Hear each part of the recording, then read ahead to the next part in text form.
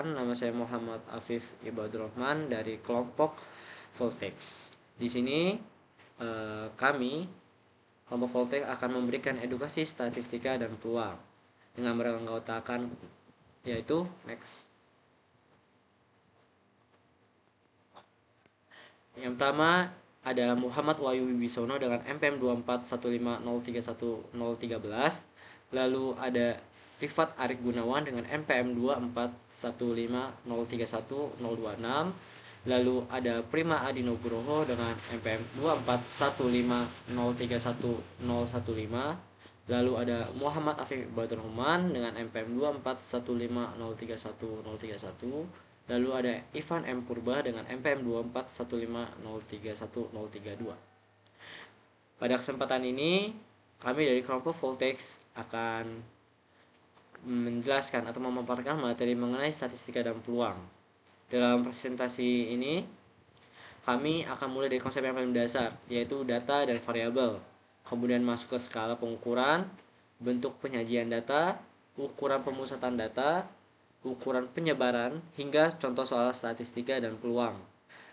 Harapannya, setelah penjelasan ini, kita dapat memahami bagaimana data diolah sehingga menjadi informasi yang bermakna. Baik, untuk memulai, mari kita masuk ke pembahasan pertama kita, yaitu data.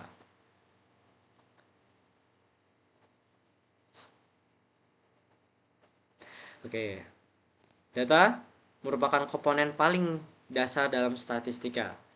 Secara sederhana, data adalah kumpulan fakta, angka, simbol, atau catatan yang kita peroleh dari hasil observasi, pengukuran, survei, atau pencatatan. Data itu sendiri pada awalnya hanya berupa informasi mentah yang belum memiliki arti tertentu. Contohnya, jika kita memiliki angka 30, 32, dan 35, angka tersebut mungkin terlihat seperti angka biasa tanpa makna. Namun, ketika kita memahami konteksnya, misalnya sebagai suhu harian, barulah angka tersebut punya arti. Dalam dunia nyata, data dapat berupa apa saja, mulai dari jumlah langkah seseorang per hari, nilai ujian mahasiswa, jumlah kendaraan yang melewati jalan tertentu, hingga klik pengguna di sebuah website. Nah, hal yang perlu dipahami adalah bahwa data baru memiliki makna ketika sudah dianalisis, dikelompokkan, atau diinterpretasikan. Tanpa proses pengolahan tersebut, data hanya menjadi angka tanpa nilai informasi. Karena itu, memahami data adalah langkah awal untuk bisa menghasilkan informasi yang akurat dan bermanfaat. Next, selanjutnya ada variabel. Variabel itu adalah konsep penting yang berkaitan langsung dengan data. Variabel dapat diartikan sebagai sifat, karakteristik, atau atribut dari suatu objek atau individu yang nilainya dapat berubah atau berbeda antara satu dengan yang lainnya. Dengan kata lain, variabel adalah hal yang kita ukur dalam suatu penelitian atau pengumpulan data. Setiap variabel akan menghasilkan data sesuai dengan nilai yang diambilnya. Misalnya, variabel umur pada penduduk bisa menghasilkan nilai 10 tahun, 20 tahun, 40 tahun, dan seterusnya. Variabel tinggi badan siswa akan menghasilkan nilai yang berbeda pada setiap individu. Begitu juga variabel pendapatan rumah tangga yang nilainya bisa sangat bervariasi antara satu keluarga dengan keluarga lainnya. Variabel ini sangat penting karena statistika tidak bisa berjalan tanpa adanya sesuatu yang diukur. Ketika kita melakukan survei, penelitian, atau eksperimen, hal yang pertama harus ditentukan adalah variabelnya. Apa yang ingin diukur, bagaimana karakteristiknya, dan bagaimana data akan dikumpulkan. Setelah data terkumpul, barulah proses analisis bisa dilakukan. Materi selanjutnya akan dilanjutkan oleh rekan saya, yaitu Rifat Arik Gunawan. Oke, terima kasih rekan saya yang telah menjelaskan materi sebelumnya, yaitu Afif Ibadur Rahman. Di sini saya Rifat Arik Gunawan akan menjelaskan yaitu materi skala ukur. Skala, skala ukur data merupakan cara untuk mengelompokkan data berdasarkan sifat dan karakteristiknya. Skala ukur menentukan bagaimana data tersebut dapat diproses secara statistik. Dengan kata lain, skala ukur berfungsi sebagai dasar dalam menentukan teknik pengolahan data yang tepat. Skala ukur menunjukkan apakah suatu data hanya sebagai label, sebagai urutan, atau sebagai nilai yang dapat dihitung secara matematis. Skala ukur data yaitu data yang terdiri dari 4 jenis, yaitu skala nominal, ordinal, interval, dan rasio, seperti yang ditampilkan pada layar. Next.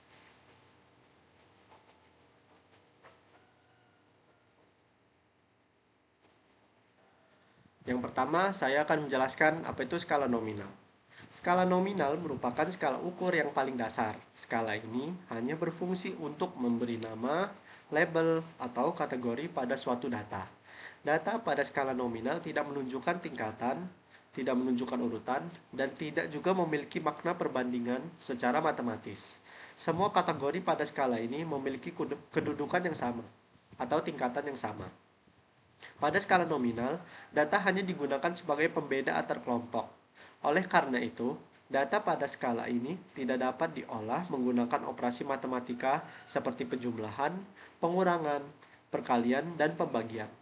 Fungsi utama skala nominal adalah untuk mengelompokkan data berdasarkan kesamaan karakteristik tertentu tanpa adanya pengurutan data tersebut.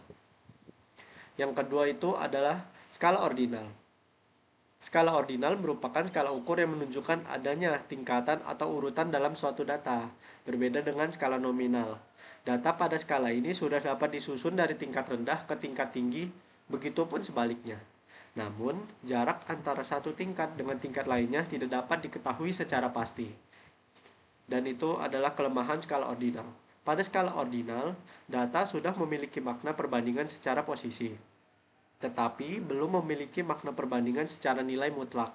Artinya, kita hanya dapat mengetahui urutan relatif suatu data tanpa mengetahui besarnya perbedaan antara tingkat tersebut. Operasi matematika penuh belum dapat dilakukan pada skala ordinal. Dan yang ketiga adalah skala interval. Untuk skala interval merupakan skala ukur yang memiliki jarak yang sama antar satu nilai dengan nilai lainnya. Data pada skala ini sudah dapat dihitung secara matematis, berbeda dengan skala nominal dan ordinal tadi, yaitu menggunakan operasi penjumlahan dan pengurangan karena selisih nilainya bersifat tetap. Namun, skala interval memiliki kelemahan, yaitu tidak memiliki nilai nol mutlak. Nilai nol hanya digunakan sebagai titik acuan, bukan sebagai tanda ketiadaan suatu nilai. Oleh karena itu, perbandingan secara mutlak seperti 2 kali lipat atau setengahnya belum dapat dilakukan secara tepat pada skala ini, yaitu skala interval. Dan yang terakhir ini adalah skala rasio. Skala rasio merupakan skala ukur yang paling lengkap dan paling sempurna dibandingkan skala-skala lainnya. Skala ini memiliki jarak antar nilai yang sama dan memiliki nilai nol mutlak. Dengan adanya nol mutlak ini, data pada skala rasio benar-benar menunjukkan ketiadaan suatu nilai. Pada skala rasio, seluruh operasi matematika dapat dilakukan secara penuh, mulai dari penjumlahan, pengurangan, perkalian, hingga pembagian. Skala ini juga memungkinkan adanya perbandingan secara mutlak antara nilai satu dengan yang lain.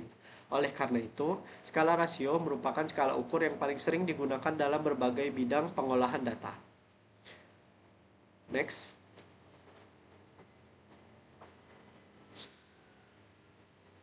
Selanjutnya saya akan menyampaikan bentuk-bentuk penyajian data. Itu diagram. Yang pertama adalah diagram batang atau bar chart. Setelah memahami skala ukur data, selanjutnya kita akan masuk ke pembahasan tentang bentuk penyajian data nih dalam bentuk diagram. Penyajian data sangat diperlukan agar data yang awalnya berupa angka atau tabel dapat disajikan secara visual sehingga lebih mudah dipahami. Dengan penyajian dalam bentuk diagram, informasi dapat ditangkap lebih cepat, lebih jelas, serta lebih menarik secara visual. Yang pertama adalah diagram batang. Next. Seperti yang dilihat pada gambar, yaitu diagram batang. Diagram batang merupakan salah satu bentuk penyajian data yang menggunakan batang berbentuk persegi panjang sebagai representasi visual nilai datanya. Batang dapat disajikan secara vertikal maupun horizontal tergantung pengguna. Panjang atau tinggi batang menunjukkan besar kecilnya nilai suatu data. Diagram batang sangat efektif digunakan untuk memperlihatkan perbedaan antara kategori data secara jelas. Dengan melihat tinggi batang, pembaca langsung dapat mengetahui perbandingan nilai antara satu data dengan data lainnya. Penyajian ini tergolong sederhana, mudah dibaca, dan sangat umum digunakan dalam berbagai laporan data. Next. Selanjutnya adalah diagram garis. Diagram garis merupakan bentuk penyajian data dalam bentuk titik-titik yang dihubungkan oleh garis. Diagram ini berfungsi untuk menunjukkan perubahan data secara berurutan dalam suatu periode tertentu. Arah garis pada diagram menunjukkan pola pergerakan data, apakah mengalami kenaikan, penurunan, ataupun nilainya tetap. Dengan demikian, diagram garis sangat efektif digunakan untuk memperlihatkan perkembangan atau kecenderungan suatu data dari waktu ke waktu secara berkelanjutan. Next. Dan yang terakhirnya ada diagram lingkaran atau pie chart. Pie chart atau diagram lingkaran merupakan diagram yang menyajikan data dalam bentuk lingkaran yang terbagi menjadi beberapa irisan. Setiap irisan menunjukkan bagian dari keseluruhan data. Ukuran besar kecilnya setiap irisan ditentukan berdasarkan nilai data yang diwakili. Semakin besar nilai suatu data, maka semakin besar pula irisan pada diagram tersebut. Diagram lingkaran lebih menekankan pada perbandingan proporsi atau persentase terhadap total keseluruhan. Selanjutnya, materinya akan dilanjutkan oleh teman saya yaitu Ivan M. Purba. Baik, terima kasih Saudara Rifat. Selanjutnya saya akan menjelaskan ukuran pemusatan data. Ukuran pemusatan data adalah nilai statistik yang digunakan untuk menggambarkan titik pusat dari suatu distribusi data. Artinya, ukuran pemusatan data bertujuan untuk memberikan gambaran atau nilai wakil atau nilai representatif yang dianggap mewakili sebagian besar data. Ukuran pemusatan data sendiri terdiri dari yang pertama yaitu mean atau rata-rata, lalu yang kedua ada median atau nilai tengah, yang ketiga ada modus atau nilai paling sering muncul, dan masing-masing memiliki keunggulan dan kelemahan serta fungsi yang khusus. Yang pertama saya akan menjelaskan mengenai mean atau rata-rata. Mean adalah ukuran pemusatan yang paling sering digunakan dalam statistika. Mean dihitung dengan membagi jumlah seluruh data dengan banyaknya data. Dengan rumus sigma Fi dikali Xi dibagi sigma Fi. Selanjutnya saya akan menjelaskan mengenai karakteristik dari mean. Yang pertama ada menggunakan seluruh nilai data dalam perhitungan, lalu memberikan gambaran umum distribusi data jika data terdistribusi normal. Lalu yang terakhir ada sangat sensitif terhadap outlier, yaitu nilai ekstrim yang dapat mengacaukan rata-rata. Kapan mean cocok digunakan, yaitu ketika data tidak memiliki nilai ekstrim dan ketika penyebaran data relatif simetris, lalu ketika kita ingin mengetahui keseimbangan numerik suatu distribusi. Selanjutnya, saya akan menjelaskan mengenai median atau nilai tengah. Median adalah nilai yang berada tepat di tengah setelah data diurutkan dari yang terkecil hingga terbesar. Untuk karakteristik median yaitu tidak dipengaruhi outlier sehingga lebih stabil dibanding mean, lebih baik digunakan pada data yang tidak simetris, data berdistribusi miring, atau data ordinal. Memberikan gambaran mengenai posisi data, bukan nilai keseluruhan. Untuk cara menentukan median yaitu jika jumlah data ganjil, nilai yang berada di posisi tengah. Jika genap, rata-rata dua nilai tengah. Untuk rumusnya yaitu X dikali N plus 1 dibagi 2. Nilai tengah setelah data diurutkan digunakan jika ada data pencilan atau outlier yang ekstrim. Selanjutnya yaitu median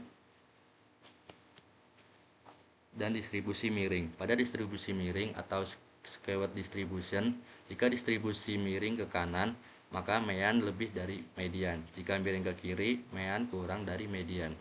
Median sangat penting dalam ekonomi, misalnya untuk menghitung median income atau median house price, karena tidak dipengaruhi oleh beberapa orang dengan pendapatan sangat tinggi. Lalu yang ketiga ada modus atau nilai paling sering muncul. Modus adalah nilai yang paling sering muncul dalam suatu data.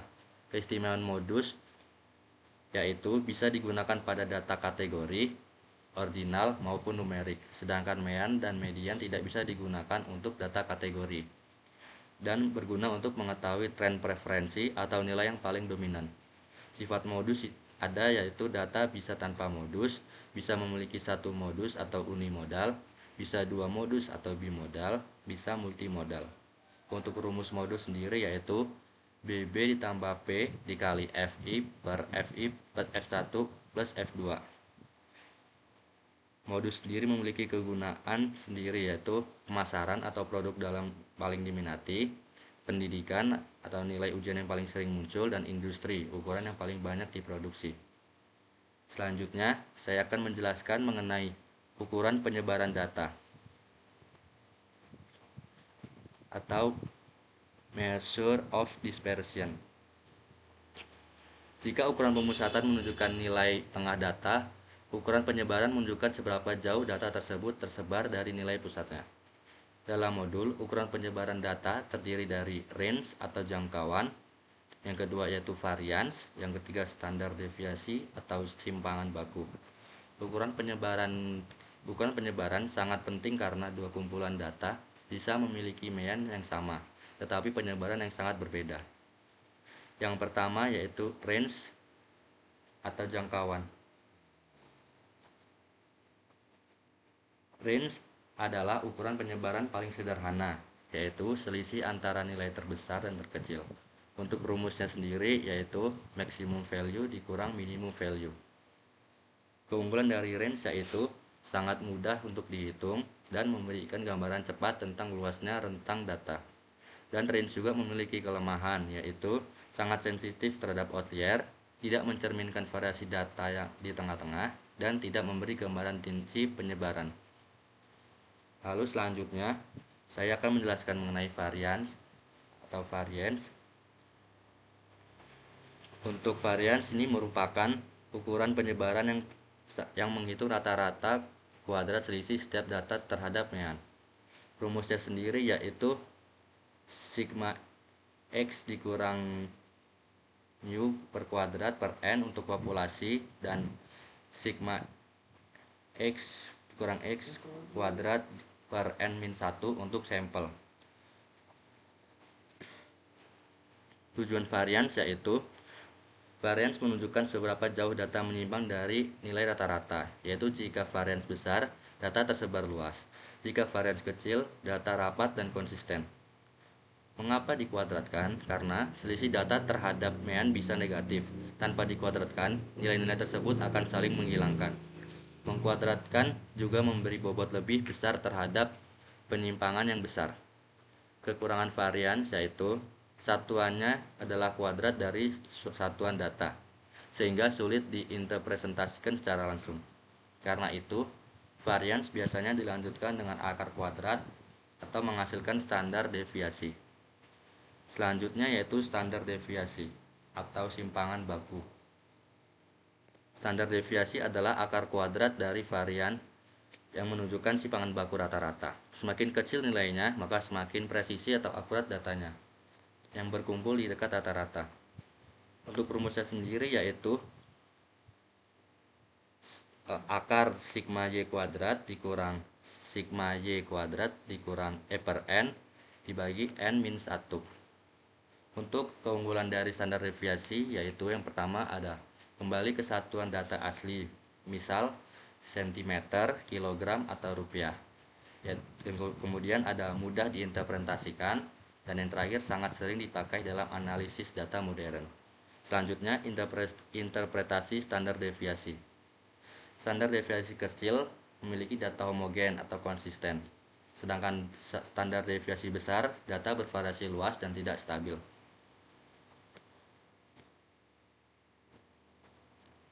Saya ingin melanjutkan contoh studi kasus dari melanjutkan dari materi sebelumnya dari saudara Ipan. Ya, jadi di sini ada contoh studi kasus statistika yang dimana kita diberikan tabel distribusi frekuensi usia 40 orang wanita yang mengikuti program KB. Untuk usianya ini diberikan 7 variasi dengan umur 24 tahun sebanyak 3 orang, kemudian 25 tahun sebanyak 6 orang, untuk 26 tahun sebanyak 7 orang, kemudian 33 tahun 5 orang, untuk 34 tahun sebanyak 8 orang, dan kemudian 38 tahun untuk 6 orang, dan yang terakhir variasi 40 tahun untuk 55 orang. Kemudian kita diminta untuk mencari nilai mean, median, dan modusnya. Yang terlebih dahulu kita cari mean, yang seperti kita tahu untuk penjelasan sebelumnya. Untuk mean sendiri ini adalah banyaknya rata-rata dari jumlah variasi terhadap banyaknya frekuensi.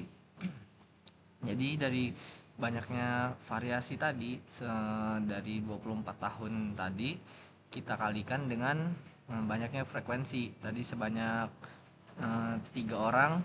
Jadi kita dapatlah nilai sebanyak 72. Kemudian begitupun dengan umur-umur yang variasi umur yang lainnya kita jumlahkan keseluruhan. Kemudian kita totalkan dan kita mendapatkan nilai sebesar 1269. Oke, setelah kita mendapatkan total dari hasil dari perkalian dari variasi dan frekuensi tersebut, kita bagi dengan eh, banyaknya frekuensi total dari orang yang mengikuti program KB tersebut. Jadi kita bagi 1269 dibagi 40 menghasilkan nilai 31,725. Dan inilah nilai rata-ratanya. Next. Oke, di sini kita akan mencari median. Median ini seperti kita tahu itu adalah nilai tengah. Jadi nilai tengah ini kita peroleh dari pertama kita mengurutkan jumlahnya frekuensi usia ini dari berdasarkan frekuensi yang ada. Nah, kita urutkan dari yang terkecil hingga terbesar.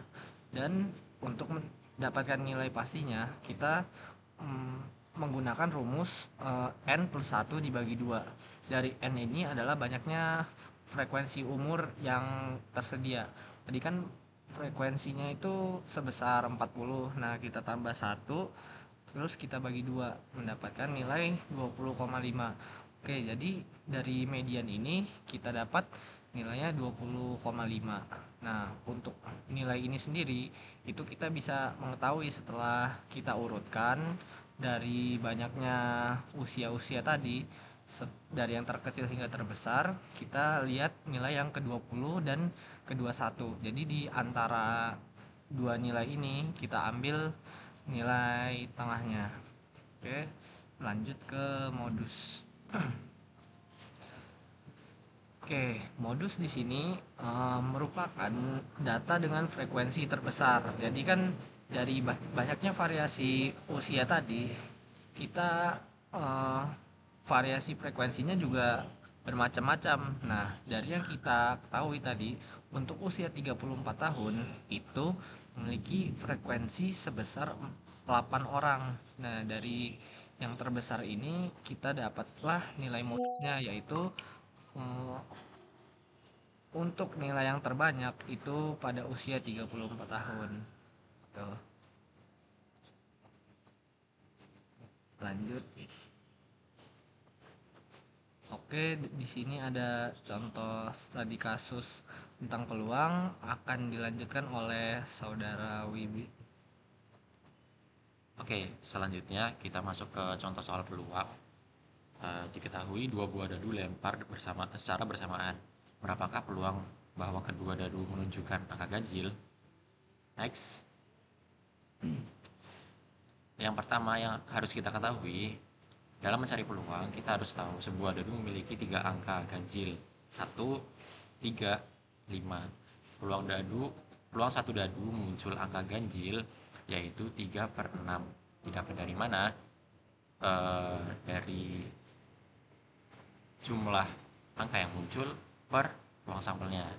Maka kita akan mendapatkan 1/2 gitu. Untuk dua dadu satu ganjil itu 1/2 nilainya. Untuk dadu 2 ganjil 1/2. Kedua kejadian independen, keduanya tinggal dikali.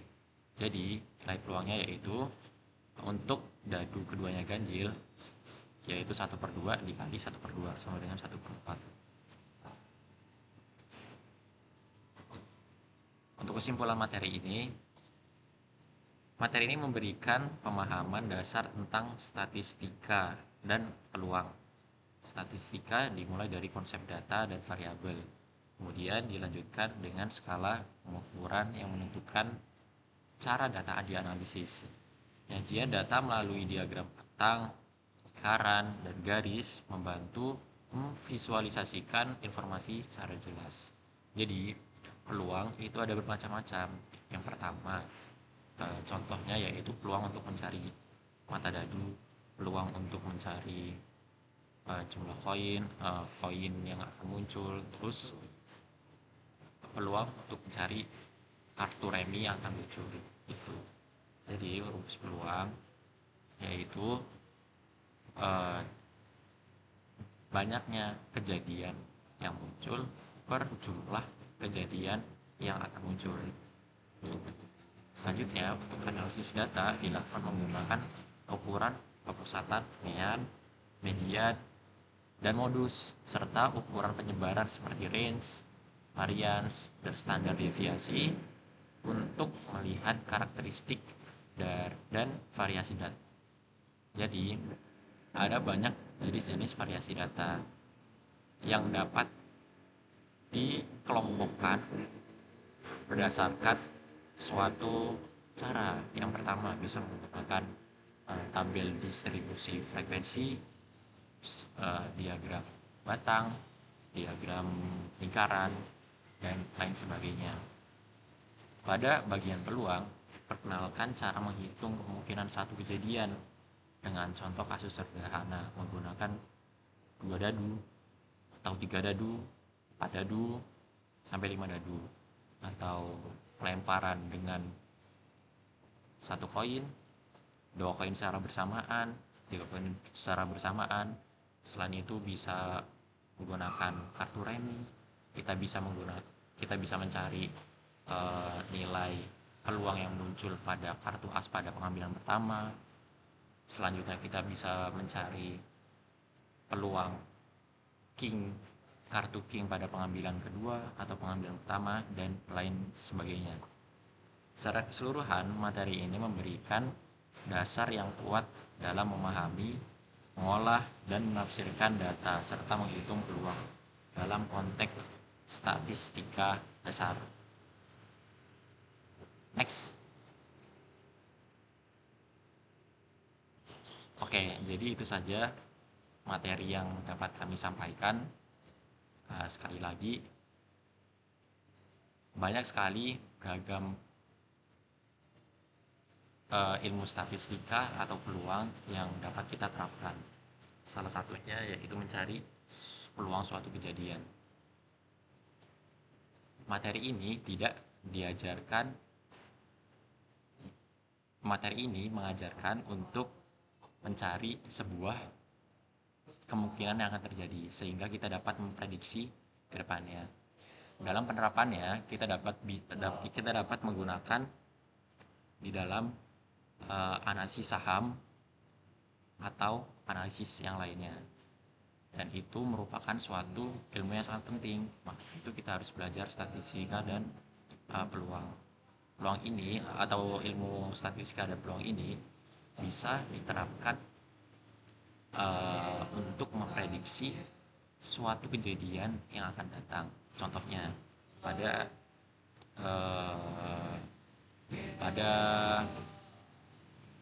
harga terkait dengan emas, kita dapat memprediksi dengan cara membandingkan nilai-nilai harga emas sebelumnya. Jadi kita dapat memprediksi kemungkinan harga emas yang akan muncul di bulan depan atau tahun depan atau hari depan, hari esok atau 2 hari selanjutnya itu akan naik akan turun. Nah, jadi akan memungkinkan kita untuk menganalisis atau dapat memberikan kita keuntungan apabila kita menjual atau membeli emas tersebut gitu. Jadi sekian dari kelompok kami. Assalamualaikum warahmatullahi wabarakatuh.